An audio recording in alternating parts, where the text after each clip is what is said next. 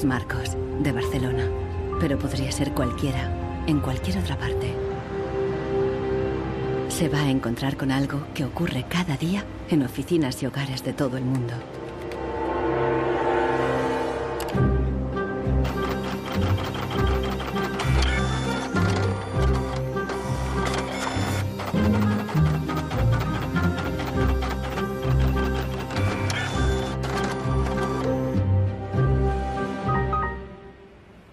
Una pieza de la impresora ha fallado y el fabricante recomienda llevarla al servicio técnico. El meu tècnic fa un diagnòstic previ, pero aquest diagnòstic ja són 15 euros més IVA. Seguramente será difícil encontrar las piezas para poder repararla. Realment, reparar-la no li surt molt a compte. Que reparar-la parlem d'uns 110, 120 euros. Tienes impresoras desde 39 euros. Per preu, té una impressora que té molta més velocitat d'impressió. Jo t'aconsellaria que miressis impressores noves. Així que, sens dubte, jo em compraria una nova, Ensenyo. No es casualidad que los tres vendedores sugieran comprar una nueva impresora.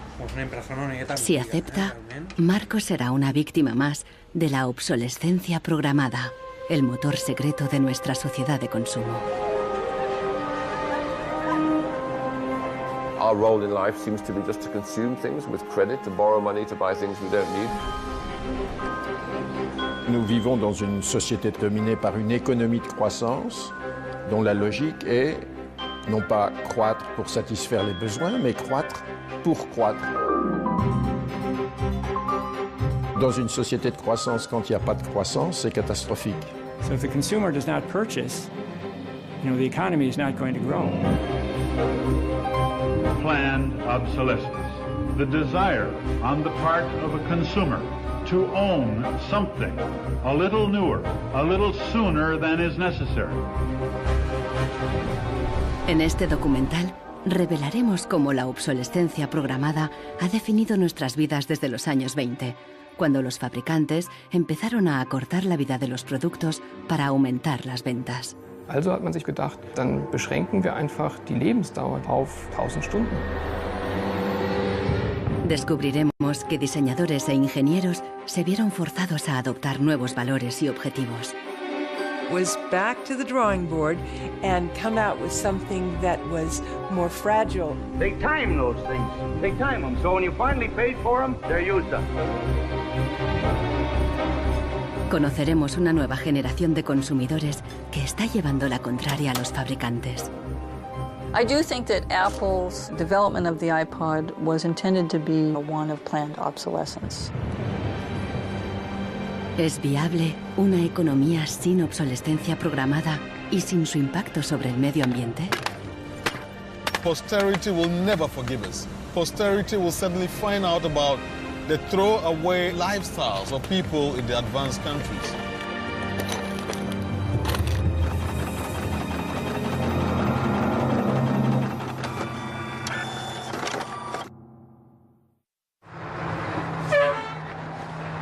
Welcome to Livermore, California, home of the longest burning light bulb in the world.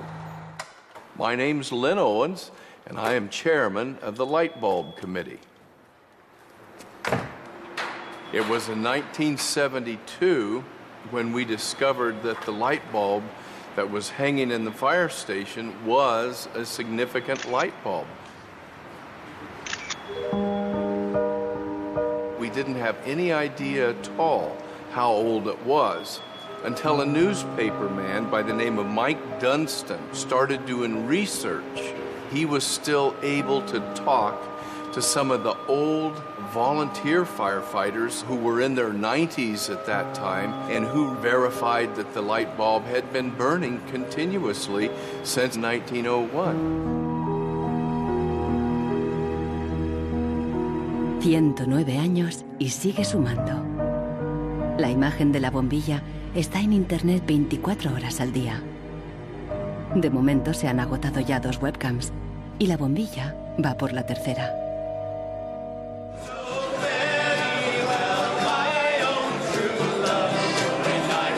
En 2001, cuando la bombilla cumplió un siglo, Livermore organizó una gran fiesta de cumpleaños al estilo americano. I think we were hoping if we would get 200 people, we'd be happy. And we ended up with 800 or 900 people showing up.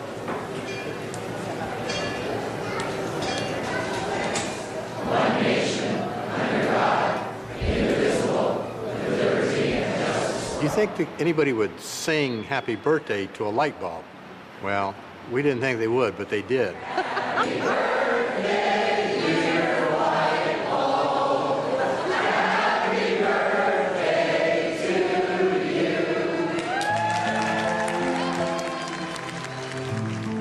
The origin of the bulb was, it was produced in a town called Shelby, Ohio, back around 1895, and put together by some very interesting ladies that I have some pictures of, and some gentlemen that invested in the company. The filament was invented by Adolphe Chaillet. He invented his filament to last.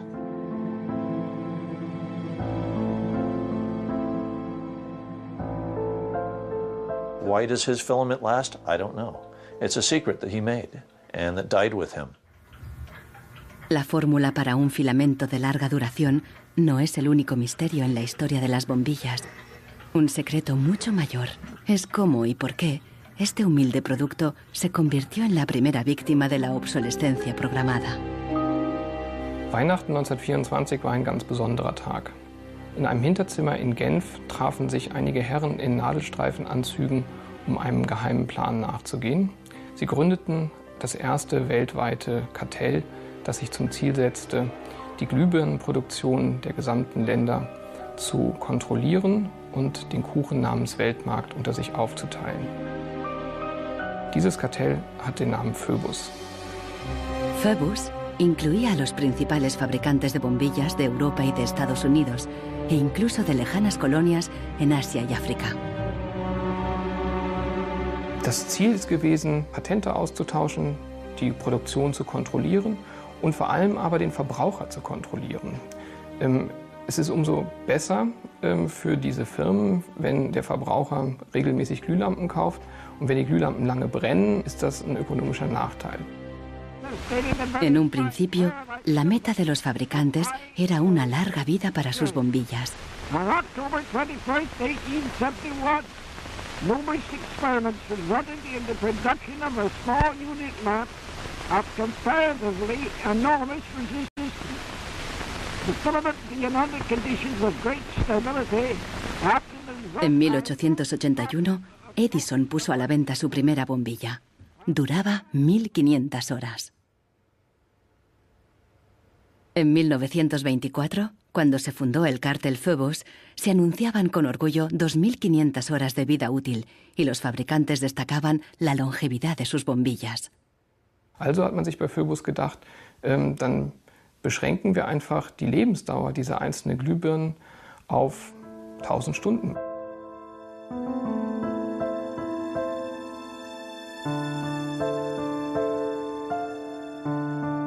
(1925) wird ein entsprechendes Komitee gegründet, das 1000-Hour Life Committee, was sich zum Ziel setzt, auf technischer Basis die Lebensdauer der Glühlampen auf diese Brenndauer zu beschränken. Más de 80 años después, Helmut Höge, un historiador de Berlín, encuentra pruebas de las actividades del comité ocultas entre los documentos internos de los miembros del cártel. Empresas como Philips en Holanda, Osram en Alemania y Lámparas Z en España. Hier haben wir ein Kartelldokument, da steht: The average life of lamps for general lighting service must not be guaranteed, published or offered for another value than 1000 hours.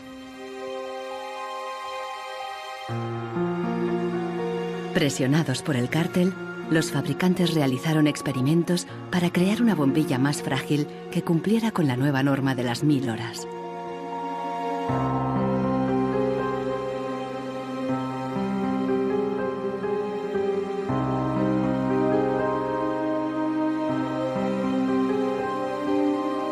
La fabricación estaba rigurosamente controlada para asegurarse de que se cumplía la norma. Eine Maßnahme bestand beispielsweise darin, einen Prüfstand zu errichten, in dem viele kleine Sockel zu finden sind, in die dann wiederum einzelne Exemplare aus verschiedenen Produktionsreihen eingeschraubt wurden und Firmen wie Osram haben dann genauestens protokolliert, wie lange diese Lampen brannten. Phoebus creó una complicada burocracia para imponer sus reglas. Los fabricantes eran multados severamente si se desviaban de los objetivos marcados.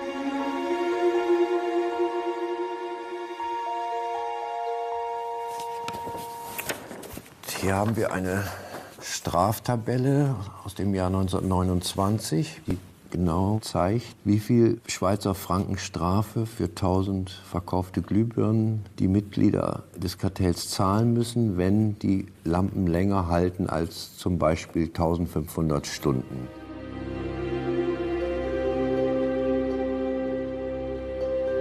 A medida que la obsolescencia programada surtía efecto, la vida útil empezó a caer. En solo 2 años pasó de 2.500 horas a menos de 1.500. En los años 40, el cártel ya había conseguido su objetivo. Una bombilla estándar duraba 1000 horas.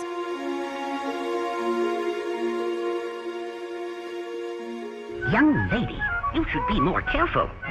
En esta película educativa, General Electric justificaba por qué esta duración era la ideal. Just look at that filament. How long a light bulb lasts depends largely on how hot the filament is burned. Samples from every factory are tested to make sure that they're as good as we want them to be. I can see how this was very tempting in 1932. I think at the time sustainability was actually substantially less of an issue because I don't think they looked at the planet as being one with finite amount of resources. They looked at it as from an abundance perspective.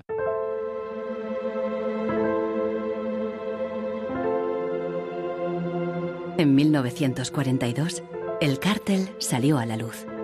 El gobierno americano demandó a General Electric y a otros fabricantes. Les acusó de competencia desleal, de fijar precios y de reducir la vida útil de las bombillas. Tras 11 años de litigio, el tribunal dictó sentencia en 1953. Entre otras cosas, los jueces prohibieron a General Electric y a sus socios limitar la vida útil de las bombillas.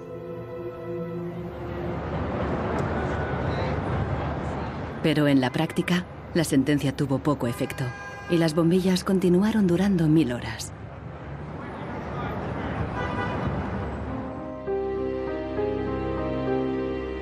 En las décadas siguientes se patentaron docenas de nuevas bombillas, incluso una que duraba 100.000 horas. Pero ninguna llegó a comercializarse.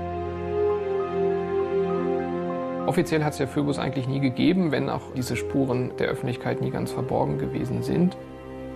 Die Strategie dahinter ist, sich in bestimmten Zeitabständen immer wieder umzubenennen. Dann heißt es mal internationales Elektrizitätskartell, dann mal wieder irgendein anderer Name. Entscheidend ist, dass diese Idee als Institution natürlich weiter besteht.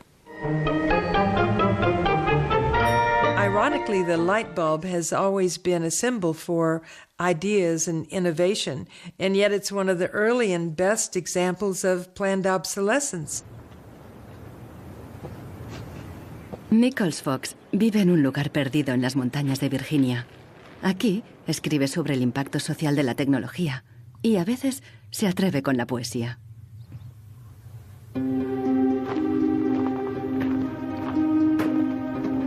When in the dark the bogles are about, behind the bushes hiding at the ready, before you faint with fright or give a shout, you want illumination ever steady. Well, flashlights are very important for me, especially if you live out in the country where there are no street lights. I started having enormous problems with them, and yet I would get a new bulb, I would get new batteries, and these flashlights just wouldn't work.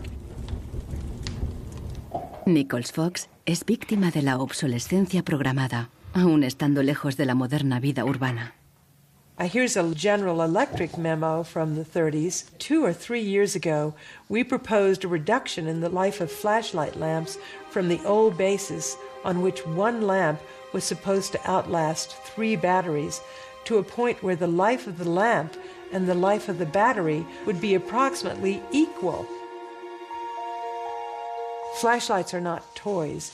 Flashlights are safety devices. It's just infuriating, really, to think that, first of all, they would do this so quietly, and second of all, they would do it at all. I believe it's the duty of everyone to complain about products that don't work. So I decided to write sonnets of complaint. A sonnet of complaint, I prefer the Italianate form of sonnet which Shakespeare used. Instead, this box is filled with a collection of flashlights dead and way beyond repair. Scarcely used and coddled to perfection, their quick demise I cannot think is fair. So can it really be too much to ask that Ever-Ready's lights be made to last?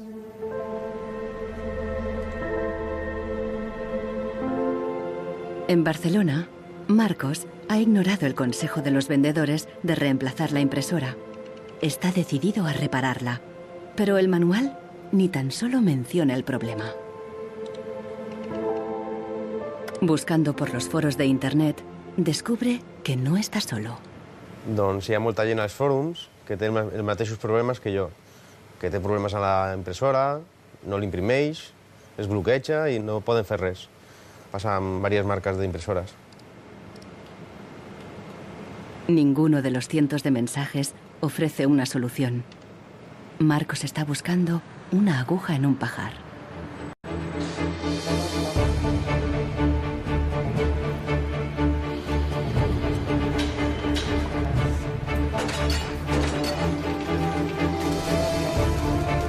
La obsolescencia programada surgió al mismo tiempo que la producción en masa y la sociedad de consumo. The whole issue with products being made to last less long is part of a whole pattern that began in the Industrial Revolution, when the new machines were producing goods so much more cheaply, which was a great thing for consumers, but consumers couldn't keep up with the machines. There was so much production. Con la producción en masa bajaron los precios y muchos productos fueron más asequibles. Pero los fabricantes estaban preocupados. ¿Cuánto duraría esta bonanza? ¿Qué pasaría cuando todo el mundo lo tuviera todo? Ya en 1928, una influente revista de publicidad advertía: un artículo que no se desgasta es una tragedia para los negocios.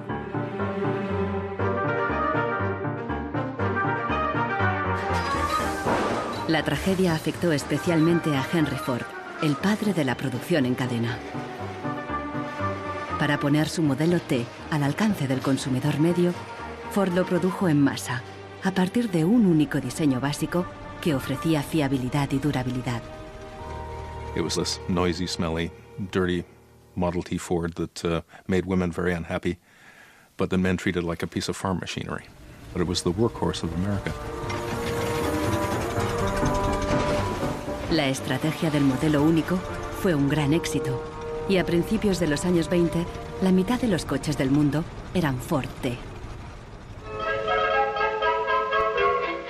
Para superar a Ford, sus competidores de General Motors apostaron por una estrategia diferente, ideada por su presidente Alfred Sloan. En lugar de hacer el nuevo Chevrolet tan fiable y duradero como el modelo T, Sloan le dio un giro radical y fundamentalmente estético.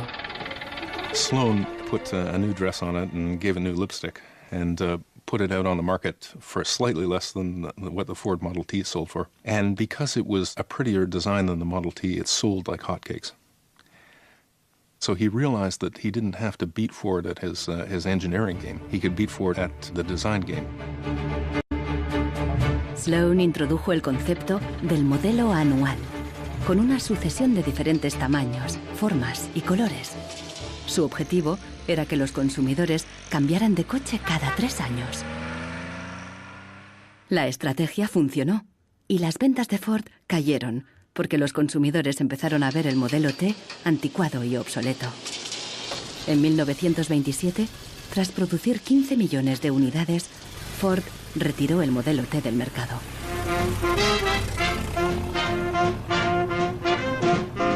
A A partir de entonces, adoptó la misma estrategia que General Motors, con nuevos modelos cada año.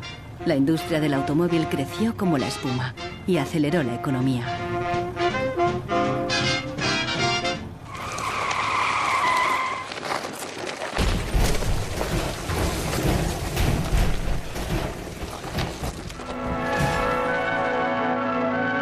En 1929, la crisis de Wall Street frenó en seco la incipiente sociedad de consumo y llevó a los Estados Unidos a una profunda recesión económica. Unemployment reached staggering proportions. By 1933, 1/4 of our labor force was unemployed. Las colas ya no eran para comprar, sino para pedir trabajo y comida. En 1933, el presidente Roosevelt introdujo el New Deal, su programa para sacar al país de la Gran Depresión, a través de enormes inversiones en obras públicas. Good, sound men and women wanted to earn the help they got, to hold up their heads, to keep themselves from going rusty. Retail business needed their purchasing power to stimulate trade.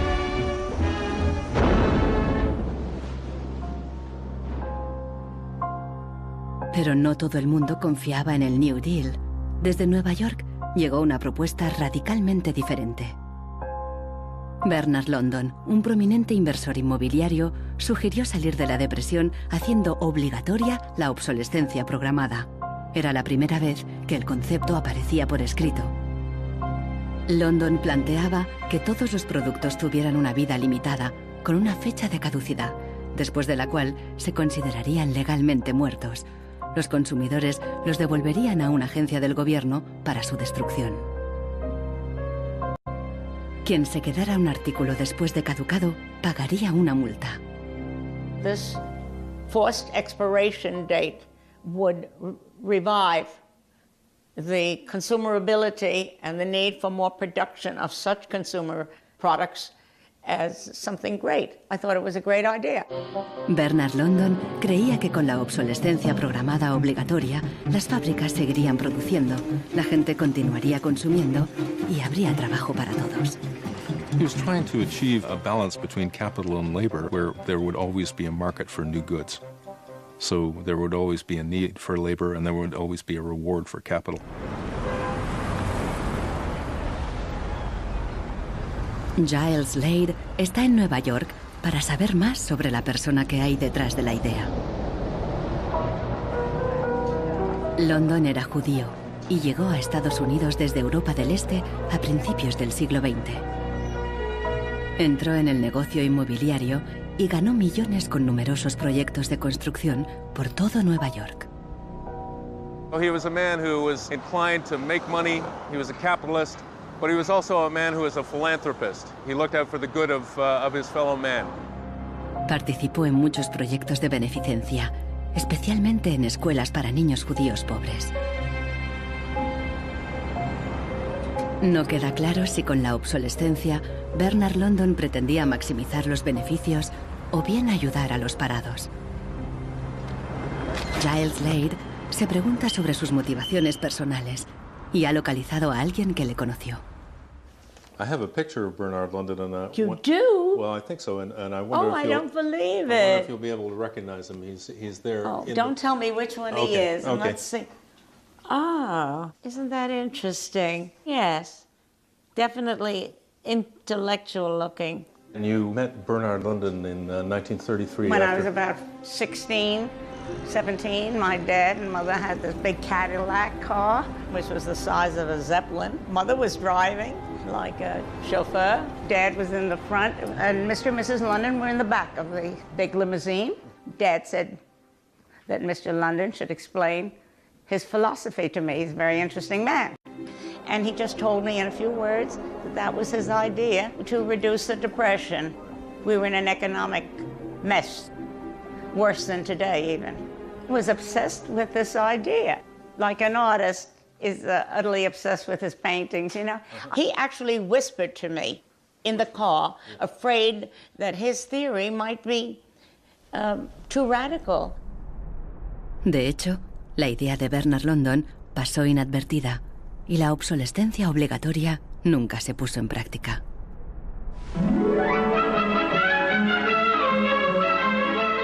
20 años más tarde, en los años 50, la obsolescencia programada resurgió, pero con un giro crucial. Ya no se trataba de obligar al consumidor, sino de seducirle. Planned obsolescence. The desire on the part of a consumer to own something a little newer, a little better, a little sooner than is necessary. We certainly in America and by Esta es la voz de Brooks Stevens, el apóstol de la obsolescencia programada en la América de la posguerra. Este elegante diseñador industrial creó desde electrodomésticos hasta coches y trenes, contando siempre con la obsolescencia programada. A tono con la época, los diseños de Brooks Stevens transmitían velocidad y modernidad. Hasta su casa era inusual. This is the home that my father designed and that I grew up in. When it was being built out in the suburbs, everybody thought it was going to be the new Greyhound bus station because it did not look like a traditional home. Here's a family photo of my father, myself, my two older brothers, my older sister, and my mother. Our home was always filled with the products he designed for his clients, like the lawn boy. So every few years we would get a new lawn boy mower. And my mother enjoyed cutting the grass herself. And to some degree, she would be doing some product testing, because if there were things that she didn't like about it, you know, he would hear about it.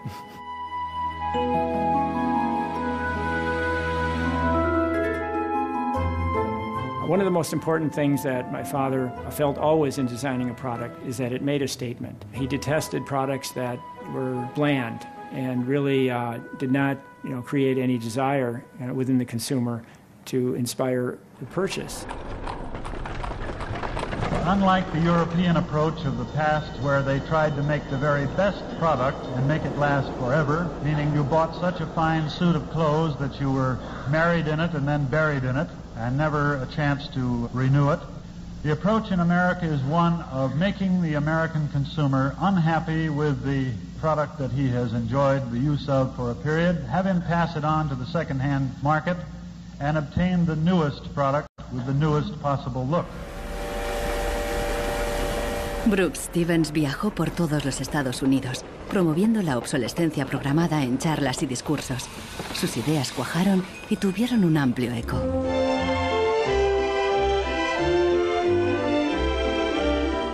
Women and men alike are increasingly interested in the look of things. They eagerly give their attention to what's new and beautiful and advanced. Oldsmobile's elegant golden rocket. Sports outfit by Pat Primo of Los Angeles.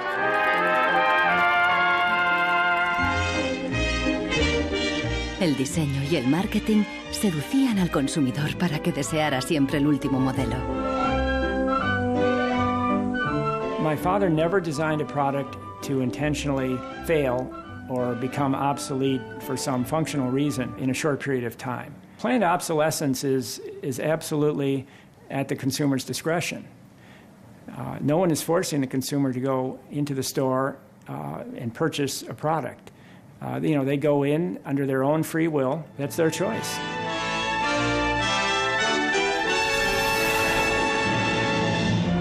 Libertad y felicidad a través del consumo ilimitado. El estilo de vida americano de los años 50 sentó las bases de la sociedad de consumo actual.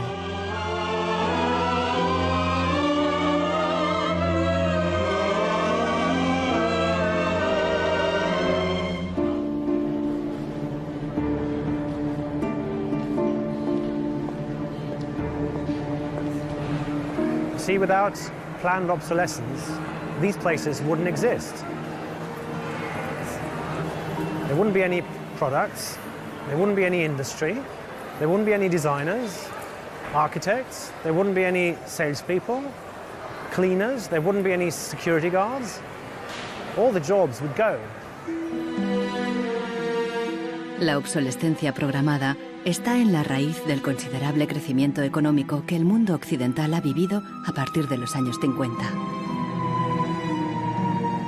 Desde entonces, el crecimiento ha sido el santo grial de nuestra economía. Nous vivons dans une société de croissance dont la logique est Non pas croître pour satisfaire les besoins, mais croître pour croître, croître à l'infini, faire croître sans limite la production et pour justifier cette croissance de la production, faire croître sans limite la consommation. Serge Latouche, un destacado crítico de la sociedad del crecimiento, escribe a menudo sobre sus mecanismos.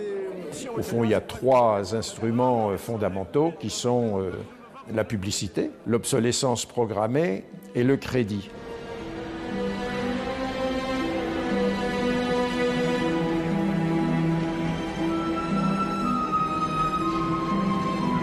In the last generation or so, our role in life seems to be just to consume things with credit, to borrow money to buy things we don't need. That makes no real sense to me at all.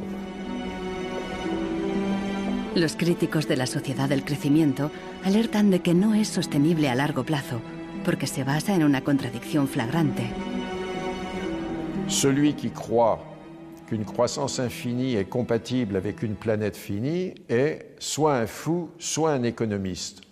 Le drame, c'est qu'au fond, nous sommes tous des économistes maintenant. Why is it that a new product is created every 3 minutes somewhere in the world? Is this necessary? I think a lot of people have realized that things need to change when they're being told by politicians to go shopping or to start consuming as the best way to restart the economy. On peut dire qu'avec la société de croissance, on est embarqué dans un bolide qui désormais manifestement n'a plus de pilote, qui va à toute allure et dont on peut prévoir le destin qui est soit de se fracasser contre un mur, soit de sombrer dans un précipice.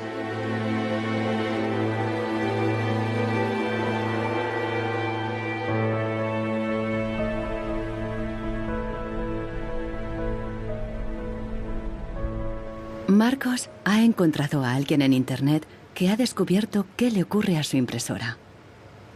I tried to print a document and it said parts inside your printer require replacement, so I decided to do a little servicing of my own. Hello, Marcos. I got your message. Marcos ha contactado con el autor del video. How are you? I looked into it and it turns out that there's a thing in the bottom of the printer called a waste ink reservoir. And the way inkjet printers work is they constantly have to clean the print heads, and they do that by squirting ink through them down a hole in the bottom of the printer into this great big sponge. There's just a preset time when it's squirted a certain number of drops down there that then the printer decides it's full of ink and won't function anymore. Mm-hmm. The justification is they don't want to put ink all over your desk. But I think the problem goes deeper than that. It's the way the technology works. It's just designed to fail.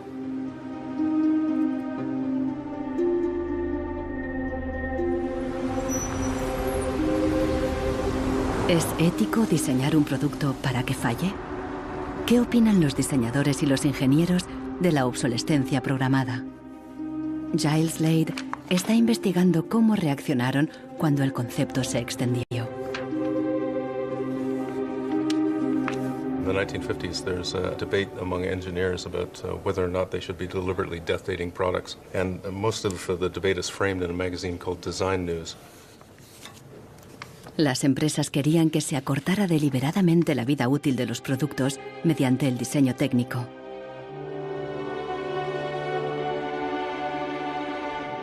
A lot of engineers felt that it was really a dirty strategy to make people pay for products that they deliberately broke. Las cartas al director de Design News reflejan la intensidad del debate. A nation such as ours, leader among nations, turns its engineers into destroyers. It is even a crime against the natural law of God, and that we waste that which He has given us. So engineers were in a really complicated ethical time.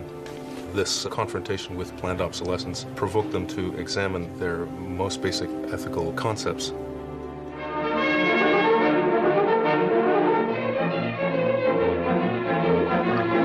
El dilema no se ventiló solo en las revistas de ingeniería.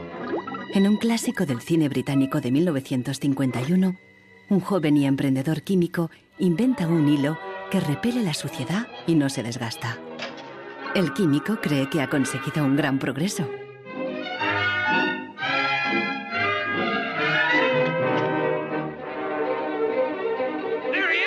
Pero no a todo el mundo le gusta el invento, y al poco le persiguen no tan solo los dueños de la fábrica, sino también los obreros, que temen por sus empleos. Well, that's really interesting, and it reminds me of something that actually happened in the textile industry. En 1940, el gigante químico DuPont presentó una fibra sintética revolucionaria, el nylon. Se formaron largas colas para comprar las nuevas y duraderas medias. There's a picture in here of me in tights. I think I've got one. Oh yes, here it is. Stockings were a big issue in the 50s and the 60s. You had to wear them. To go out without stockings was really quite shocking. Quan tu t'arreglaves el diumenge que t'anaves a assaig o al cine o te n'anaves a ballar, normalment et posaves la roba de vestir. Llavors, clar, requeria posar-te unes mitges boniques. I si estaves al ball i estaves ballant i amb un cop o el que fos se't feia un forat, ja no volies ballar més perquè se te veia el forat de la mitja. Las medias duraderas significaban un gran progreso, pero la alegría duró poco. My father worked for DuPont before and after the war in the nylon division, and he told me a story about how when nylon first came out and they were trying it out for use in stockings, the men in his division were asked to take these stockings home for their wives and girlfriends to try out. My father brought them home to my mother, and of course she was one of the testers. She was delighted with the first products because they were so sturdy.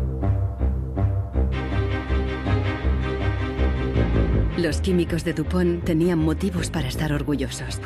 Incluso los hombres admiraban la resistencia de las medias de nylon. The problem was that they worked too well. They lasted too long. The women were very happy with the fact that they didn't get runners in them. Unfortunately, this meant that the companies producing the stockings were not going to sell very many. DuPont dio nuevas instrucciones al padre de Nichols Fox y sus colegas. For the men in his division, it was back to the drawing board to try to make the fibers weaker and come out with something that was more fragile and would run so that the stockings wouldn't last as long. Wenn man die Lebenszeit einer Strumpfhose verkürzen will, dann ist es eigentlich recht einfach, denn eine Strumpfhose besteht nicht nur aus Nylon, sondern sie besteht aus Zusatzstoffen, die zum Beispiel das Nylon stabilisieren gegen das UV-Licht von der Sonne. Jetzt kann man die Menge dieser Zusatzstoffe einfach variieren. Wenn man dafür wenig Zusatzstoffe oder gar keine reingibt, dann werden diese Strumpfhosen von der Sonne zerstört und dann reißen sie wesentlich leichter. Das heißt, man kann sozusagen den Zerfall, die Zerstörung einplanen. Pronto, las medias volvieron a tener carreras. Això va ser una cosa molt escalonada, no va ser allò una cosa de dir, pom, ara venen de cop bones i ara de cop dolentes, entens? Va ser una cosa esgraonada cada vegada, doncs la mitja o era potser més fina, menos resistent. Los mismos químicos que habían aplicado todo su saber para crear un nylon duradero siguieron la corriente de la época y lo hicieron más frágil. Ese hilo eterno desapareció de las fábricas, igual que en el cine. We need control of this discovery. Complete control. If you want twice the amount in that contract, we will pay it. $250,000. Just suppress it. Yes. ¿Qué opinaban los químicos de DuPont de reducir la vida de un producto deliberadamente? Must have been frustrating for the engineers to have to use their skills to make an inferior product after they'd tried so hard to make a good product. But in a way, I suppose that's the outsider's view. Probably they just had a job to do. Make it strong, make it weak. That was their job. Among engineers, there was a shift taking place in consciousness. There was an old school of engineers who believed that they should make a permanent, usable product that would never break. And there was a new school of engineers that were driven by the market who were clearly interested in making the most disposable product that they could. And this debate resolved itself by these new school of engineers taking over. So how often do you change your mobiles? 18 months. Once a year. Once a year. Once a year. Hoy en día, la obsolescencia programada se enseña en las escuelas de diseño y de ingeniería. Boris Knuff da clases sobre el ciclo de vida del producto, el eufemismo moderno de la obsolescencia programada. I went shopping for you. I've got a couple of things. A pan, salt, shirt, another shirt. La ética ya no cuenta en un mundo empresarial dominado por un único objetivo: compras frecuentes y repetidas. And this is an old toaster. What I do, I pass these round, and you tell me what you think, how long it takes for them to fail, what the service life will be. Okay. Designers have to understand what company they work for. The company decides on a business model, how often do we want to renew our products, our offers. So this brief is given to designers, and designers have to understand and design the product in a certain way so it fits exactly the business strategy of the client they work for.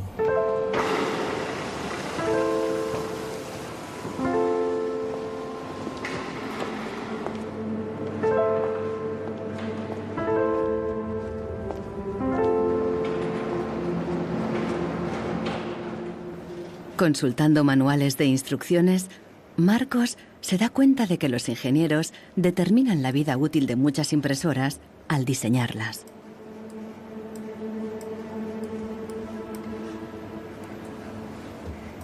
Lo consiguen colocando un chip dentro de la impresora.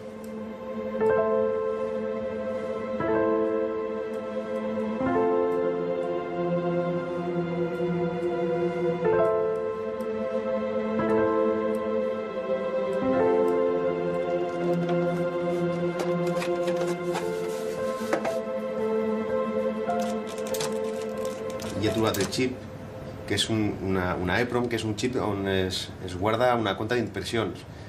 I quan s'arriba a una determinada compta és quan es bloqueja la impresora y deja de imprimir. Ahora que ha descubierto al culpable, Marcos intentará poner en marcha de nuevo su impresora.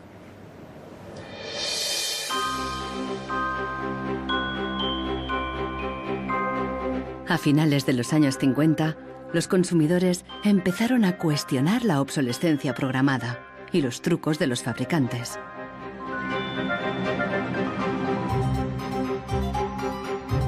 La Asociación de Consumidores de Estados Unidos puso a prueba la vida útil y la durabilidad de numerosos productos. La asociación publicó los resultados en su revista, de creciente tirada e influencia. También empezó a presionar para conseguir protección legal para el consumidor. 20 años después, la asociación ganó una importante batalla contra la obsolescencia programada al promulgarse las primeras leyes sobre la garantía.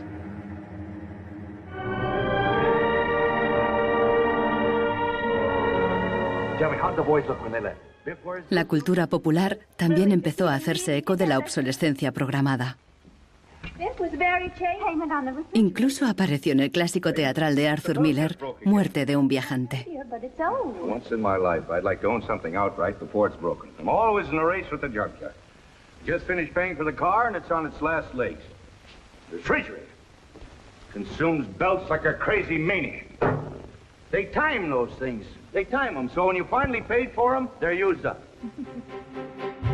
The Waste Makers, publicado en 1960, fue el primer análisis académico de la obsolescencia programada.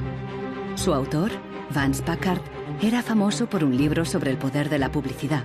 Su nueva obra se convirtió en un bestseller. Good evening, Mrs. Packard. Packard aprovechó cualquier oportunidad para criticar una sociedad basada en el consumismo y el despilfarro. I have a feeling that we're in for some grim days ahead. I think the over-commercialization of American life is starting to change our American character in some ways that disturb me. I think we're becoming more self-indulgent as a people. And I think to some extent we're being encouraged to be more self-indulgent. Well, that's kind of a grim prophecy. Well, I wish I could be more cheerful.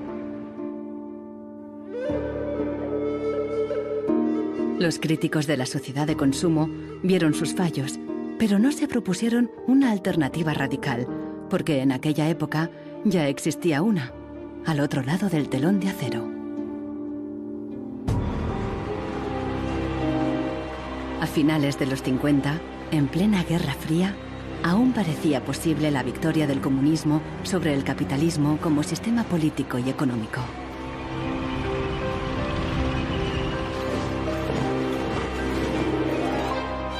La economía comunista no se basaba en el libre mercado, sino que estaba planificada por el Estado. Era poco eficiente y sufría una falta de recursos crónica. En ese sistema, la obsolescencia programada no tenía ningún sentido. En la antigua Alemania del Este, la economía comunista más eficiente, las normas estipulaban que las neveras y las lavadoras debían funcionar durante 25 años. Hier, dieser DDR-Kühlschrank, den habe ich 1985 gekauft. Der ist also mindestens 24 Jahre alt. Und die Glühbirne ist ebenso alt, habe ich noch nie ausgewechselt. Die ist also auch schon fast 25 Jahre alt. En 1981, una fábrica de Berlín Este empezó a producir una bombilla de larga duración. Da oben war die zentrale Prüfstelle für die Lebensdauer von Glühbirnen.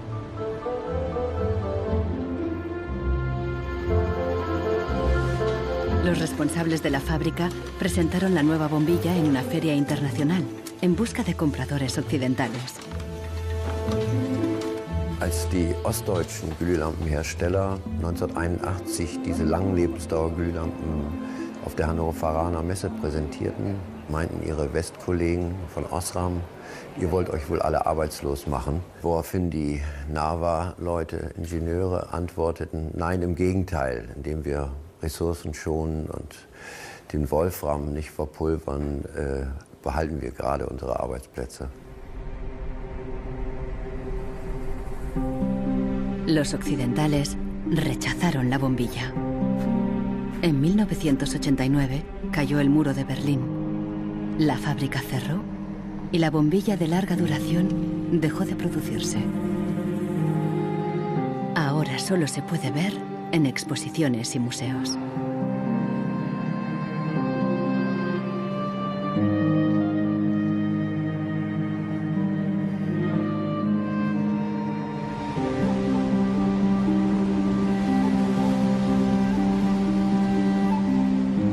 Veinte años después de la caída del muro de Berlín, el consumismo desenfrenado se da tanto en el este como en el oeste.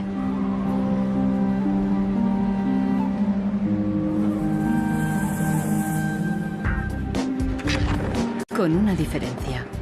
En la era de Internet, los consumidores están dispuestos a luchar contra la obsolescencia programada. So this is the studio. This is where we make all of our movies. We take snapshots of everyone that comes in. We use Polaroid film, which they stopped making. So it's like, this film's like a dinosaur, it's extinct. We're big VHS fans here, and what we do is we dub all movies from DVD to VHS, and then we catalog them. Para los hermanos Neistat, artistas y cineastas de Nueva York, ningún objeto es obsoleto. Siempre pueden encontrarle un lugar en la pared o en su próxima película. The first movie we made that really broke through was a movie about the iPod. And I was completely broke, and I had gotten this iPod. It was like $500, $400. And about 8 months later, 12 months later maybe, the battery died in it. And I called Apple to ask them to replace the battery. And their policy at the time was to tell their customers to buy a new iPod. You might as well go get a new one. Apple doesn't offer? No. Apple doesn't offer a new battery for the iPod? No. It wasn't that the battery died that was annoying, because in my Nokia cell phone, the battery dies, you buy a new battery. Even in my Apple laptop, when the battery would die, you replace the battery. But in the iPod, this expensive piece of hardware, when the battery died, you had to replace the entire unit. So it was my brother's idea to make a movie about just that. We went around with a stencil spray painting on every iPod advertisement we saw in town. iPod's unreplaceable battery lasts only 18 months.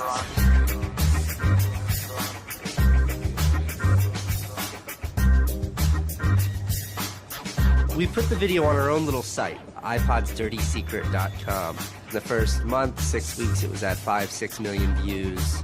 And the site went absolutely bananas. Una abogada de San Francisco, Elizabeth Pritzker, oyó hablar del vídeo y decidió demandar a Apple por el tema de la batería del iPod. Medio siglo después del caso del cártel, la obsolescencia programada llegaba de nuevo a los tribunales. When we brought this litigation, this was 2 years after the iPod was introduced, Apple had sold about 3 million iPods nationwide in the United States. Buena parte de esos iPods tenían problemas con la batería y sus propietarios estaban dispuestos a ir a los tribunales. Igual que el vídeo de los hermanos Neistat, la idea de una demanda se extendió por Internet y captó la atención de miles de afectados. Uno de ellos era Andrew Westley. I'm a music-oriented person, and my iPod is an extension of my being. I bought it actually to hold my music while I traveled transcontinental, and I think on the first flight between San Francisco and New York, if I'm remembering it correctly, the battery had drained before we actually took off on the runway. We selected from amongst the consumers who had called us individuals who would serve as representatives in a class action. A class action is really a device that's fairly unique to the United States, where a small group of people stands in the shoes of a large group to bring one claim before a court. My role in that case was as class representative on behalf of thousands, maybe tens of thousands of people. The case came to be known as Wesley versus Apple. When my friends and family learned that this was a major case, they thought I was, becoming a radical. Here I am going to sue. I was the next Aaron Brockovich. En diciembre de 2003, Elizabeth Pritzker presentó la querella ante el Tribunal del Condado de San Mateo, a un tiro de piedra de la sede central de Apple. We asked Apple for a number of technical documents regarding the battery life in the iPod, and we received a lot of technical data about the battery design, about the testing of the battery, and learned through that discovery that the type of the lithium battery that was contained within this iPod was designed, by design, to really only have a short period of life. I do think that Apple's development of the iPod was intended to be one of planned obsolescence. El caso nunca llegó a juicio. Después de meses de tensión, las dos partes llegaron a un acuerdo. Apple creó un servicio de recambio de las baterías y prolongó la garantía a 2 años. Los querellantes recibieron una compensación. Andrew Westley aceptó un descuento de $50 para un nuevo producto Apple.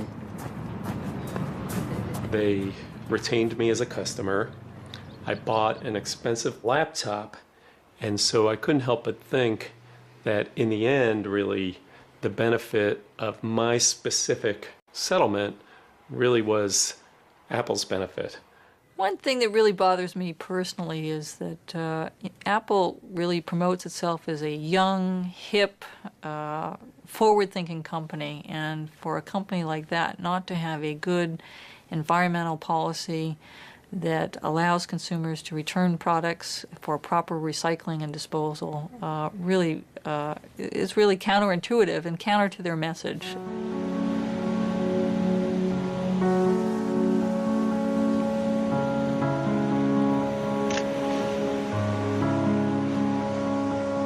La obsolescencia programada del tercer mundo, como Ghana, en África. It's been between 8 and 9 years now when I noticed that loads and loads of containers were coming to this country with electronic waste. We're talking about end-of-life computers, end-of-life television sets, which nobody wants in the developed countries. Un tratado internacional prohíbe enviar residuos electrónicos al tercer mundo. Pero los mercaderes usan un simple truco: declararlos productos de segunda mano. They pack the very good electronic items, usually 10 out of a 40-footer container, in front, and the rest, which is simply junk, behind. So once the custom officials open a container, you would think it's loaded with very good electronic items that are functional and would work almost forever.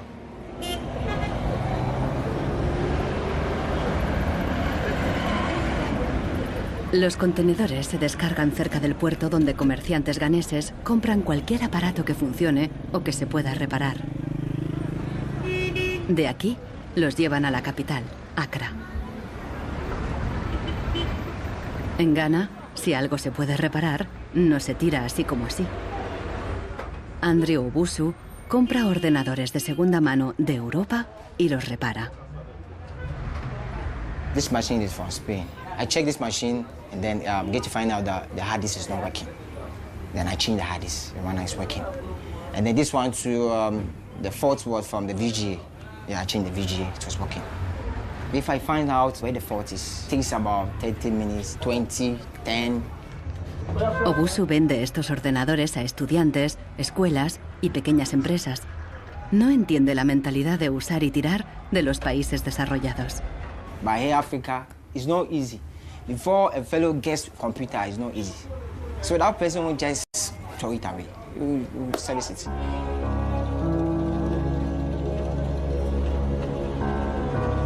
Pero más del 80% de los residuos electrónicos que llegan a Ghana no se pueden reparar y acaban abandonados en vertederos por todo el país. We are at the dump site here in Agbogloshi. In the past, we had this beautiful river called Odo River, that meandered its way through this area. It was teeming. In the past, it had so much fish. So we actually attended a school not very far away from here. So we'd come play football and hang around the river. The fishermen would organize boat rides, I remember very well. But now it's all finished, it's all gone. And that makes me really, really sad. And it makes me angry. Hoy en día, aquí no hay niños jugando después de clase.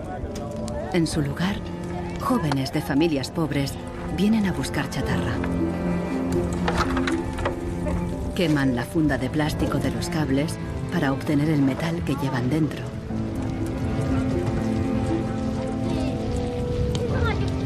We get some from the computer, TV, and then the machines. The work is not good. Sometimes we get diseases like coughing. But sometimes some glass catch. If evening time you can sleep and you stand up.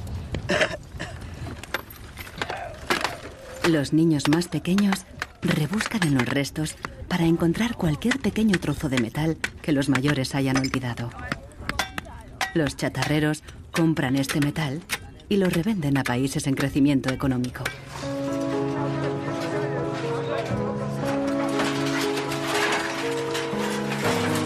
Actualmente, sus clientes principales son Dubái y China.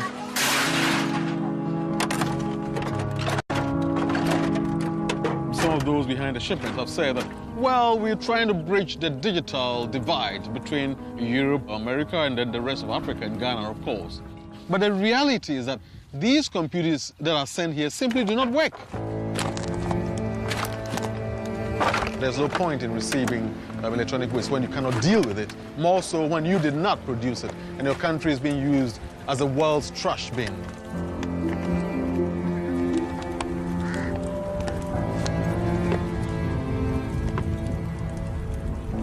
The trash that for so long in the industrial age has been hidden from view is now coming into our lives and we can actually no longer easily avoid it.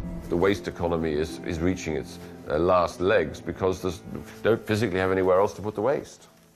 Planned obsolescence, what I understand of it is it has been driven because there are economical incentives to do so. It is more interesting for a company to build a product that doesn't last longer than 3 years or 1,000 hours, because then it can sell more products. I think in the course of time, we've come to realize that the planet that we're living on cannot sustain that forever. There's a limit to natural resources, and there's a limit to energy resources that we have. Posterity will never forgive us. Posterity will suddenly find out about the throwaway attitudes, the throwaway lifestyles of people in the advanced countries. Gente de todo el mundo ha empezado a actuar contra la obsolescencia programada. Mike Anane lucha desde el final de la cadena. Ha empezado recopilando información. This is where I keep the e-waste that have asset tags or property tags. This says Amu Center Nordvest Zeeland. It's from Denmark. This is from Germany, sent here simply to be dumped. Westminster College. Leeds City Council, also in the UK. This is from Italy.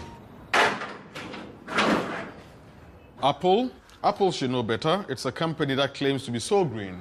There's a lot of Apple products that are being dumped here. I have a database that contains the asset tags, the contact addresses, telephone numbers of the companies that owned the electronic waste that have been dumped in Ghana.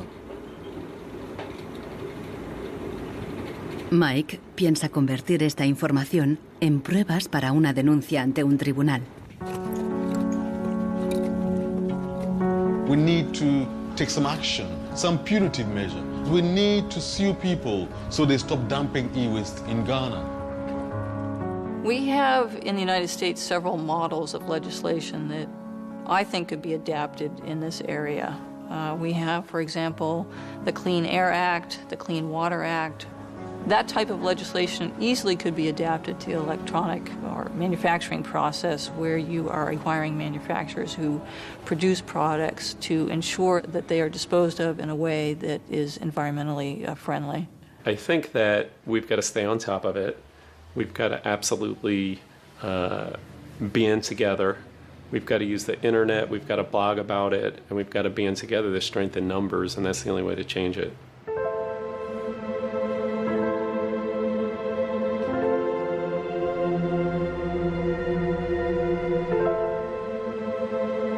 La fuerza creciente de las redes sociales está ayudando a Marcos con el problema de su impresora.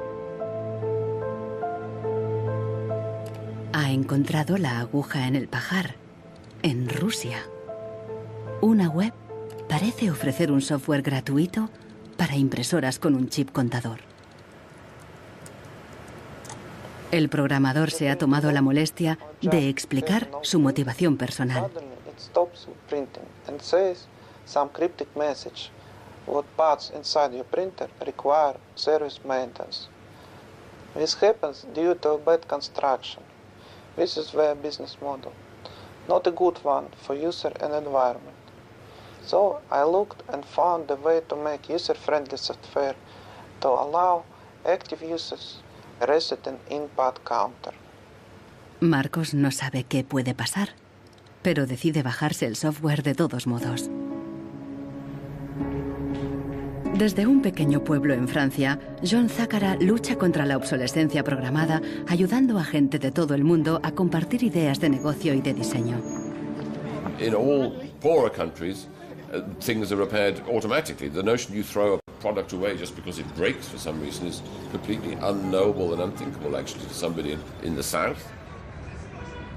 In India, there's an actual word, jugaad, to describe this tradition of being able to fix things pretty much regardless of the complexity of it.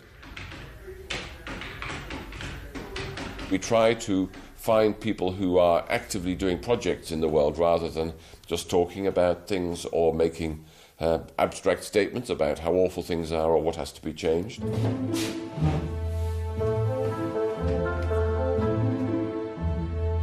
Uno de ellos es Warner Phillips, descendiente de la dinastía de los fabricantes de bombillas. I remember my grandfather taking me to one of the Philips factories in Eindhoven to show me how light bulbs were mass manufactured in factories, which is very, very cool. Casi un siglo después del cártel de la bombilla, Warner Phillips sigue la tradición familiar, pero con una perspectiva diferente. Fabrica una bombilla LED que dura 25 años. That means that you can use the same materials once in 25 years rather than once every year. That means that you don't have to transport the product every year, but only once in 25 years. Para él, no es contradictorio fabricar productos de larga duración y dirigir un negocio rentable. It's not like there's a green world and there is a business world. I think business and sustainability go hand in hand. It's actually the best basis to build a business on. And the only really real way to do that, I believe, is to factor in the true costs of the resources that have been used, but you also look at the energy consumption. You also look at the indirect energy consumption of transportation.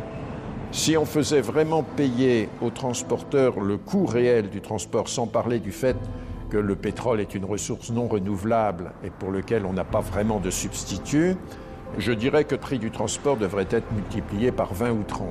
Avec un prix du kilomètre transporté multiplié par 20 ou 30, ça changerait beaucoup de choses.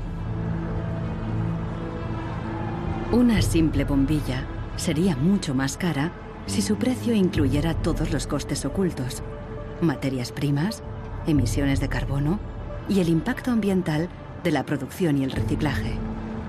If you factor all of that into every product that you manufacture, then there will be huge incentives for manufacturers and entrepreneurs all over the planet to make products that last forever. También se puede luchar contra la obsolescencia programada replanteando la ingeniería y la producción de los productos. Un concepto nuevo, de la cuna a la cuna. Afirma que si las fábricas funcionaran como la naturaleza, la propia obsolescencia quedaría obsoleta. Wenn man über Umweltschutz redet, meint man bei uns immer sparen, verzichten, vermeiden, reduzieren, Nullabfall, weniger schädlich. Wenn man sich die Natur aber im Frühling anschaut, ein Kirschbaum, kein Sparen, kein Verzichten, kein Vermeiden. El ciclo natural produce en abundancia, pero las flores caídas y las hojas secas no son residuos, sino nutrientes para otros organismos. Die Natur kennt keine Abfälle, sondern sie kennt nur Nährstoffe. Braungart cree que la industria puede imitar el ciclo virtuoso de la naturaleza y lo demostró al rediseñar el proceso de producción de una fábrica textil suiza. Wenn man zum Beispiel so einen Stoff hat, dazu ein Sofa damit bezieht oder einen Stuhl, dann sind die Zuschnitte, was man abschneidet, so giftig, dass es als Sondermüll entsorgt werden muss. Braungart descubrió que la fábrica usaba, por inercia, cientos de tintes y productos químicos altamente tóxicos. Para fabricar los nuevos tejidos, Braungart y su equipo redujeron la lista a solo 36 sustancias, todas biodegradables. Wir suchen jetzt alle Zutaten raus, dass man sie auch essen könnte. Das heißt, Sie können die klein schneiden und in Müsli packen, wenn Sie wollen. Braungart cree que el concepto de la cuna a la cuna es aplicable a cualquier proceso industrial. Wir können alles nochmal neu erfinden, so dass es entweder biologisch nützlich ist oder technisch nützlich ist. Wenn man eine Müllgesellschaft hat, ist jedes kurzlebige Produkt natürlich ein Müllproblem. Wenn es aber eine Gesellschaft ist, die Nährstoffe macht, ist jedes kurzlebige Produkt wieder eine Chance, etwas Neues zu machen. Para los críticos más radicales de la obsolescencia programada, no basta con reformar los procesos productivos. Quieren replantear nuestra economía y nuestros valores. C'est une vraie révolution. C'est d'abord une révolution culturelle, parce que c'est un changement de paradigme, c'est un changement de mentalité. Esta revolución se llama decrecimiento. Al igual que Brooks Stevens en los años 50, Serge Latouche viaja de charla en charla, pero él propone abandonar totalmente el crecimiento. La décroissance, c'est un slogan provocateur qui a pour fonction de rompre avec le discours un peu euphorisant de la croissance possible, infinie, soutenable, et donc pour marquer la nécessité de changer de logique, de sortir de cette logique de la démesure. L'essentiel du programme, en quelque sorte de la décroissance, tient en un mot réduire. Réduire notre empreinte écologique, réduire nos gaspillages, notre surproduction, notre surconsommation. Réduisant la consommation, en réduisant la production, mais en libérant du temps libre, on peut développer d'autres formes de richesse qui ont l'avantage de ne pas s'épuiser quand on les consomme, comme l'amitié, le savoir. We increasingly rely on objects to give us a sense of self-esteem and identity. It's partly the consequence of the breakdown of things that used to give us identity, like membership of a community or relationship to the land, or all sorts of soft and social things which have been replaced by consumerism. Si le bonheur dépendait du niveau de consommation, on devrait être dans la félicité absolue parce que nous consommons 26 fois plus que du temps de Marx. Mais toutes les enquêtes montrent que les gens ne sont pas 20 fois plus heureux. Peut-être même qu'il y a une relation inverse au-delà d'un certain seuil entre la croissance de la consommation et la croissance du sentiment de bonheur, parce que le bonheur est toujours quelque chose de subjectif, évidemment.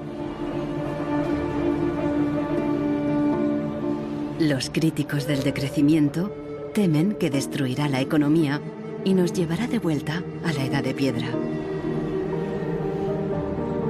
Revenir à une société soutenable, c'est-à-dire une société dont l'empreinte écologique ne dépasse pas une planète, eh bien, ça n'est pas revenir à l'âge de pierre, c'est revenir, toutes choses égales d'ailleurs, pour un pays comme la France, aux années 60. Ça n'est pas vraiment l'âge de pierre. On peut dire que la société de décroissance réalise la vision de Gandhi qui disait le monde est assez grand pour satisfaire les besoins de tous, mais il sera toujours trop petit pour satisfaire l'avidité de quelques-uns.